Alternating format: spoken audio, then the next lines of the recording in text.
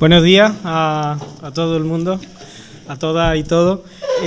Bueno, en primer lugar, felicitar por esta celebración, ¿no? por esta jornada de caminos públicos, que como se puede imaginar, en mi caso, bueno, estoy aquí como, no lo sé, como representante político, pero llevo 27 años federado en la Federación Andaluza de Montañismo, con lo cual soy un practicante asiduo a las distintas disciplinas del ámbito de los deportes de montaña desde que tengo 14 años, desde que tengo 13 años. Quiero decir que me encuentro totalmente en sintonía y sensibilizado con las demandas que habitualmente expresamos sobre la práctica de nuestra disciplina, que son compartidas como deporte, pero también desde el punto de vista de otros usos sociales o recreativos, ¿no? Y agradecer la invitación para hablar de esta iniciativa. Como lo ha dicho Manolo en la presentación, yo he querido pedirle expresamente a José María Nazarre y a Pepo que se sentaran conmigo, porque estoy hablando de una ley, de una proposición de ley de senderos que no se entendería si ellos no estuvieran en la mesa.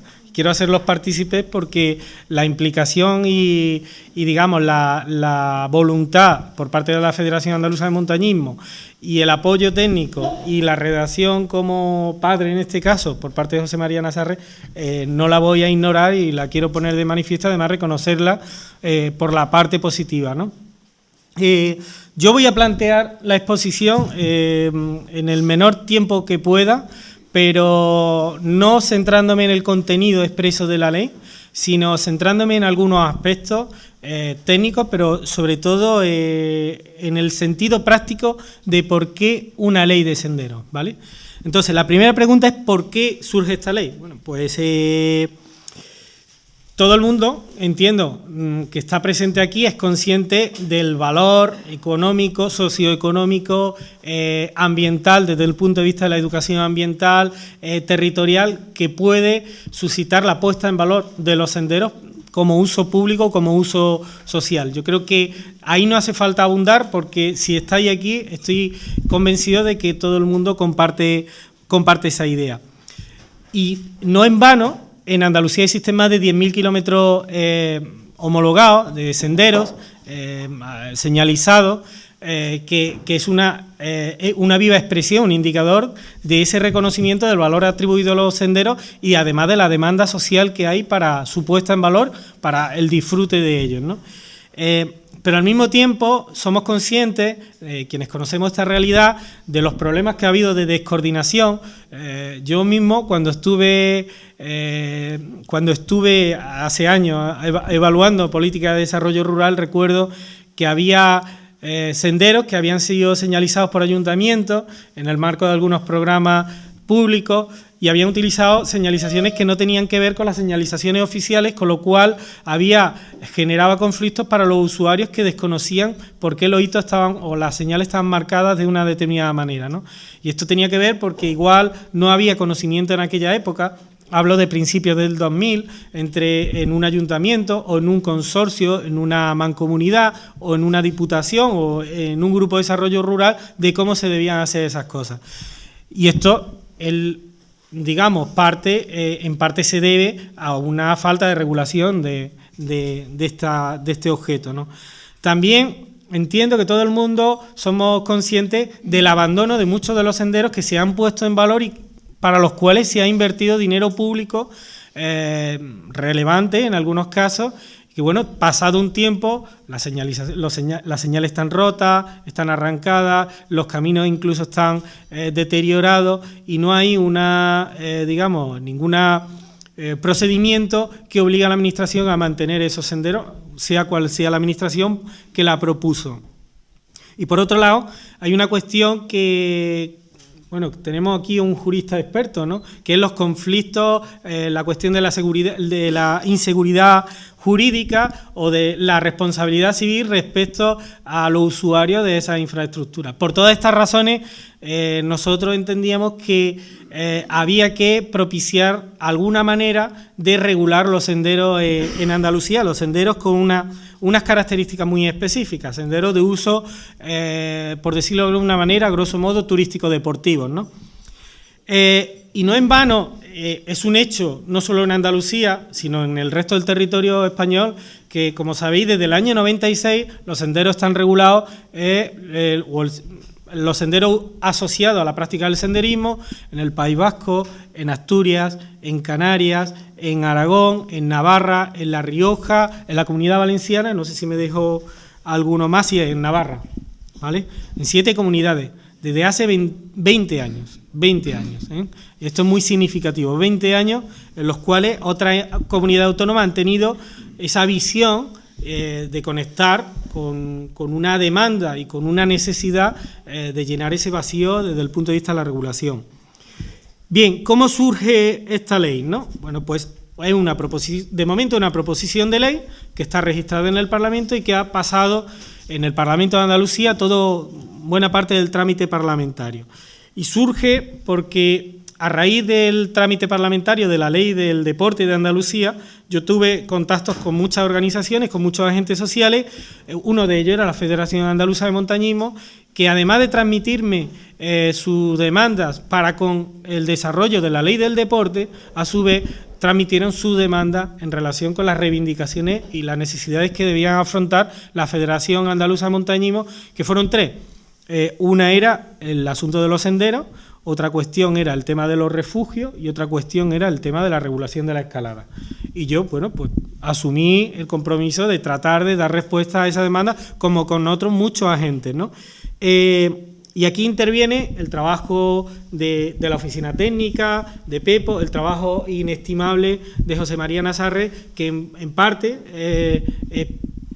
digo, no sé en el grado, pero es padre de muchos de los decretos que se han aprobado en otras comunidades autónomas y es un referente en esta materia. Y bueno, nosotros utilizamos, yo creo que cuando se crea ese grupo de trabajo, 2 criterios. Uno era que había un borrador desde el año 2007 en la Junta de Andalucía que se había encargado a la Cátedra de Medio Ambiente y a la Federación Andaluza de Montañismo en colaboración para hacer una propuesta de borrador de decreto, que además estaba pagada, tengo la factura, y eso lleva ahí 10 años guardado en un cajón. Había un borrador y nosotros tiramos de ese borrador, pero a su vez yo recuerdo perfectamente que el planteamiento fue el siguiente: José María, de los 7 decretos que hay, ¿cuáles son las ventajas de todo ello y cuáles son los inconvenientes de cada uno de ellos? Vamos a tratar de hacer una propuesta que sea la mejor adaptada a la realidad del territorio de Andalucía. Yo recuerdo que ese fue el nudo gordiano que planteamos, que pusimos en lo alto de la mesa. Bien, por hacer un resumen muy específico de la ley o la propuesta de ley recoge, una exposición de motivos, el preámbulo, 4 capítulos, 17 artículos, una disposición adicional única, 2 disposiciones transitorias y 2 disposiciones finales. Y luego en el articulado pues, se plantea el objeto, la definición, los objetivos, la clasificación de los senderos, red andaluza y registro andaluz de senderos de uso público, competencia de la Consejería de Deporte, funciones de la Federación Andaluza de Montañismo, iniciación del procedimiento de autorización y homologación, instrucción del procedimiento, homologación, plazo de resolución, periodo de validez de la homologación, modificación del trazado, cancelación de los senderos, mantenimiento de los senderos, usos compatibles y régimen sancionador. Ese es el articulado al margen de las disposiciones. Lo he resumido y he tratado de plantear toda la lista para que hagáis una idea. Esto es lo más cercano a un decreto. Esto es lo más cercano a un decreto, no a una ley, ¿no? Así que me voy a adelantar y voy a tratar de explicar por qué una ley. Sencillamente porque en el Parlamento de Andalucía no podemos hacer decretos. Los decretos solamente lo hacen quien ejecuta en cualquier administración, quien gobierna en cualquier administración que tiene esa potestad. Yo, de hecho, presenté un decreto y el letrado mayor del Parlamento me dijo: hijo mío, tú no puedes hacer decretos, tú tienes que hacer una ley. Y digo, bueno, pues vamos a llevarlo vía ley, de lo cual me alegro hoy, ¿eh? Me alegro muchísimo. Me alegro porque por una cosa muy concreta, y esto es contundente, y después abundaré algo más. Una ley hay que cumplirla, un decreto no tiene por qué cumplirse. Es decir, el decreto existe, pero no tiene el valor que tiene una ley desde el punto de vista de la obligación de su cumplimiento. Y esto es muy importante porque, bueno, somos conscientes de muchos de los decretos que existen en nuestras administraciones y que al final no se cumplen. De hecho, a la hora de lidiar con algunos de los agentes que se han posicionado respecto a esta proposición de ley, me decían, ¿pero por qué no hacéis un decreto? ¿Por qué no proponéis un decreto? Es que yo veo esto como decreto, no como ley. Fundamentalmente las organizaciones agroganaderas, las organizaciones profesionales agrarias. ¿Por qué? Porque ellos pueden dar un toque al Ejecutivo y decir, esto nada, un decreto, ya negociaremos nosotros cómo se aplica, si no se aplica, en qué término y según dónde. Entonces, con lo cual, me alegro por eso, porque hay que cumplirlo, ¿vale? Entonces, hubo un dictamen del Consejo de Gobierno que decía que esta ley era básicamente un atentado contra la propiedad privada, que ponía en peligro las propiedades, las fincas de los grandes propietarios. Yo estuve sorprendido, porque este dictamen venía del Ejecutivo andaluz. Sabéis quién gobierna, sabéis las siglas y sabéis también los orígenes fundacionales. Pero esto fue, lo digo sinceramente, porque está por escrito, hay un dictamen de gobierno que está publicado, uno de los argumentos. Otro de los argumentos es que no podía ir por turismo y deporte, que tenía que ir por medio ambiente y que no tenía en cuenta pues las competencias en materia de medio ambiente, ordenación del territorio en Andalucía. Bueno, yo creo que tú puedes, como padre y como jurista, puedes dar fe de que hay, ¿no? Y quien ha leído el documento puede dar fe que hay un artículo específico que habla de que tiene que tener un informe y un aval de la Consejería competente en materia de medio ambiente de la idoneidad de la propuesta de homologación, sin la cual no se puede aplicar. Pero es lógico, es que los otros 7 decretos que hay en España lo tienen también y es de sentido común, y esta también lo tenía, con lo cual no entendía este argumento. Lo de que no lo veían como ley, pero sí como decreto, pues evidentemente todo el mundo no lo hemos planteado, pero es que había un borrador de decreto durante 10 años en un cajón de la Administración.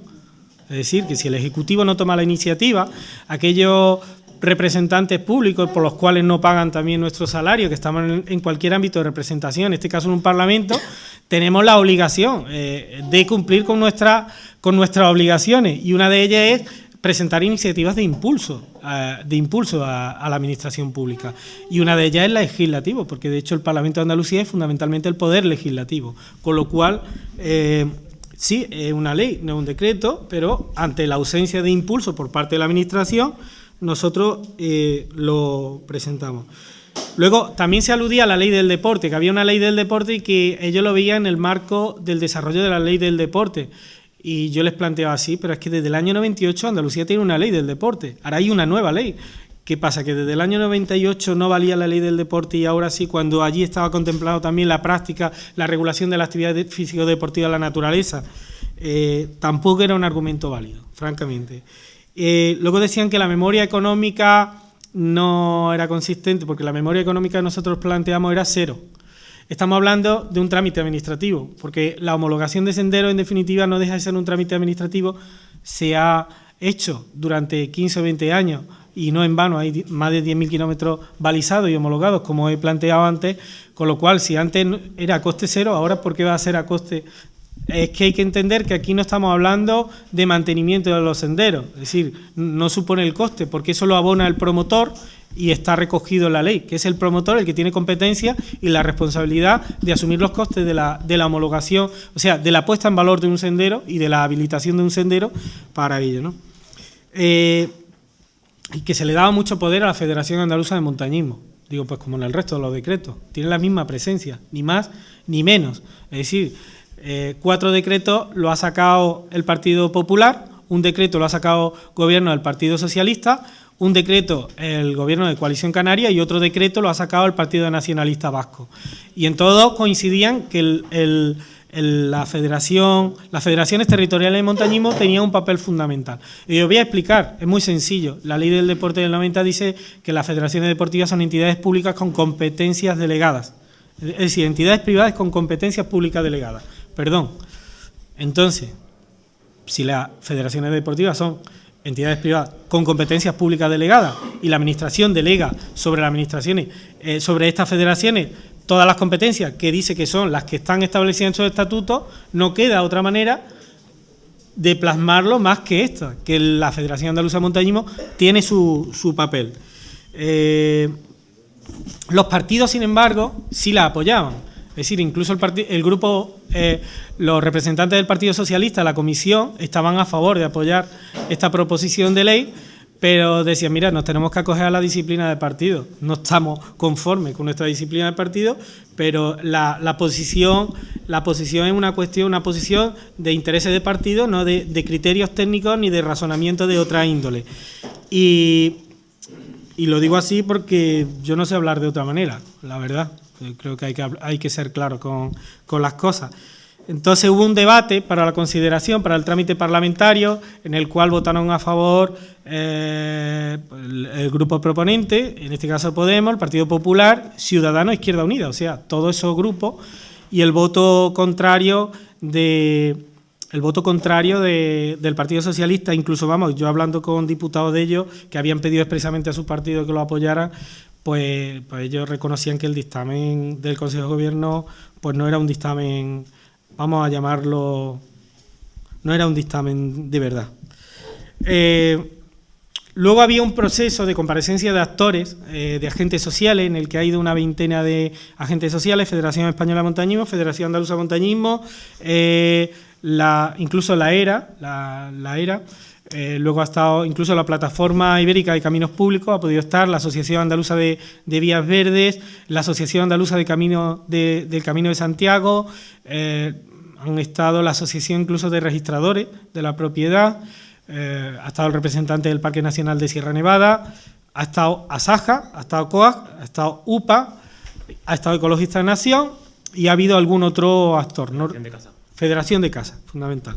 Vale, entonces todos ellos pues, han expresado yo ya voy a acabar en breve, han marcado su posición al respecto y cada uno ha defendido sus intereses y sus posiciones, porque claro, al no ser decreto, es lógico que sea mucho más complicado. Y de hecho los agentes políticos que había allí dijeron, David, esto no sale, esto es una locura. Los de casa, esto. Los de las organizaciones profesionales agrarias, aquello. Los ecologistas, aquello. Y les dije, mira, bienvenidos al mundo real. Es decir, que todos los agentes tienen una perspectiva acerca de las cosas y tienen una posición acerca de las cosas, y quienes conocemos el mundo rural y el mundo agrario y el mundo de los espacios naturales protegidos, en mi caso además que hice mi tesis doctoral sobre los conflictos entre nuevos actores, viejos actores y entre actores tradicionales, modernos y posmodernos en los espacios naturales protegidos, los conflictos asociados a los deportes de naturaleza, pues conocemos mucho mejor esa realidad. Digo, bienvenido al mundo real. Esto se trata de buscar consenso. Y yo me he reunido por activa y por pasiva, y algunos diputados de otros grupos parlamentarios, tengo que decirlo también y reconocerlo, que han hecho un trabajo encomiable por tratar de buscar la forma de sacar adelante esta proposición y mejorarla y buscar el consenso, también lo han hecho, ¿no? Y estamos en ese periodo, estamos en el periodo que acaba el día 14 de presentar enmiendas para mejorarlo. Y luego vendrá un debate de las enmiendas. Como grupo proponente nosotros apoyaremos o no alguna enmienda y luego se votarán en comisión. Vendrá el dictamen final de la ley y habrá un debate final. Y bueno, pues una vez que salga adelante, que parece ser que sí, yo las conversaciones que he tenido en esta semana pasada con el Grupo Socialista es que lo van a apoyar, lo que me han dicho a mí, que lo van a apoyar, claro, muy condicionado por su posición, pero parece que hay voluntad política para que salga por unanimidad, lo cual es muy bonito en política, ¿eh? Pues luego sería, si sale, pues si prospera, que se publique en Boja y ya está. Y quiero comentar lo último en relación a la enmienda. A ver, las organizaciones agrarias lo que le interesaba es, primero, verse reflejada en la ley y luego sentir que sus intereses están garantizados. Y entonces, ¿cómo lo hemos hecho? En primer lugar, hemos mejorado o hemos propuesto que se mejore la definición y el objeto de la proposición de ley. En segundo lugar, hemos planteado que en el trámite parlamentario para los informes de idoneidad, además de pasar por la Consejería de Medio Ambiente, pase también por la Consejería de Agricultura, que vea que no colisiona con aspectos relacionados con la vías pecuarias o con otras cuestiones, pero que pase por la Consejería de Agricultura. Y en el tercer lugar, en la disposición adicional primera, me parece recordar, donde se indica que se creará una comisión mixta de senderos, no sé si era esa disposición, de senderos en Andalucía, que también esté representada las organizaciones profesionales agrarias. Con lo cual, ellos sienten que así se va a ver mejor representada su interés. Con la Federación Andaluza de Caza le pasaba exactamente igual, que querían verse, es decir, que un sendero pues recoja otros usos sociales, entre otros el tránsito de cazadores o el tránsito de personas que hacen de custodia, de guardia y custodia de parcelas, de propiedades o de lo que sea, pues, que pasan por allí, ¿no? Y sobre todo pedían en un artículo que es sobre compatibilidades lo siguiente. Yo entiendo la idea que pueden tener ahora mismo muchas personas en la cabeza, porque yo la tenía también. El problema es que cuando se elabora una ley, pues igual que, lo voy a utilizar una expresión, pero no quiero que la entendáis en el sentido estricto del término. Al igual que hay lobbies que defienden sus intereses, hay organizaciones que expresan sus sensibilidades y que quieren velar porque se cumplan también sus intereses o que la aplicación de una ley no vaya en contra o no genere ninguna duda sobre los intereses de esas organizaciones. Entonces hay un punto que ellos sí que incidían especialmente, la Federación Andaluza de Caza, que se reconozca pues que hay cotos, que una vez al año, donde hay monterías, y bueno, pues que se respeten unas señalizaciones de indicación a través de un sistema de información que anuncien que hay una montería ese día ahí y bueno, pues que se respete de alguna manera. Luego, el camino la Asociación Andaluza de Amigos del Camino de Santiago, la Asociación Andaluza de Amigos de las Vías Verdes, no sé si amigos de la Vía Verde, de la Vía Verde, pues ellos también querían verse reconocidos. La señalización en aquellos senderos que coincidan, por ejemplo, a la señal de los caminos de Santiago, pues que se reconozca que, además de las señas y de las señalizaciones de senderos oficiales, pues que también coincidirán en algunos casos con su señalética, ¿no? Y además querían estar presentes en esa comisión mixta de senderos. La Federación Española de Montaña, la FEDME, la andaluza y la ERA, pues también han hecho aportaciones que, a pesar de haber contribuido al trabajo, ellos también han llevado a cabo un proceso de reflexión posterior, ¿no? Que creo que mejoran también sustantivamente la propuesta. Por último, la plataforma Desalambrar, la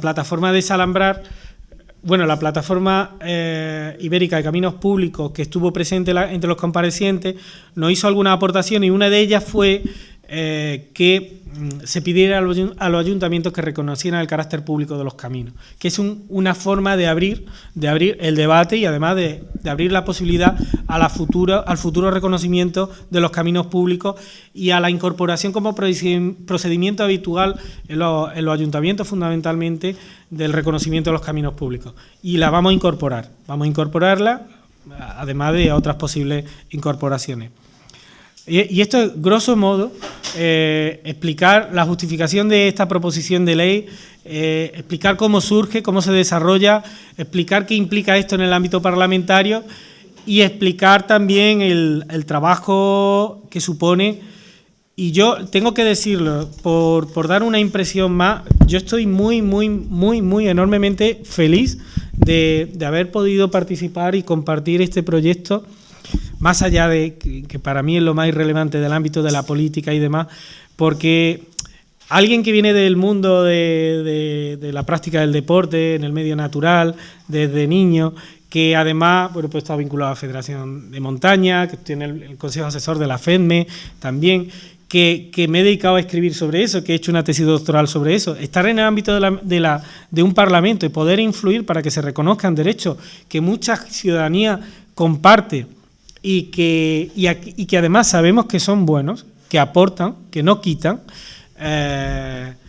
pues es una enorme satisfacción, lo digo sinceramente. O sea, luchar por aquello en lo que cree verdaderamente y aquello que siente verdaderamente, pues algo placentero en la ingratitud de la política, ¿no?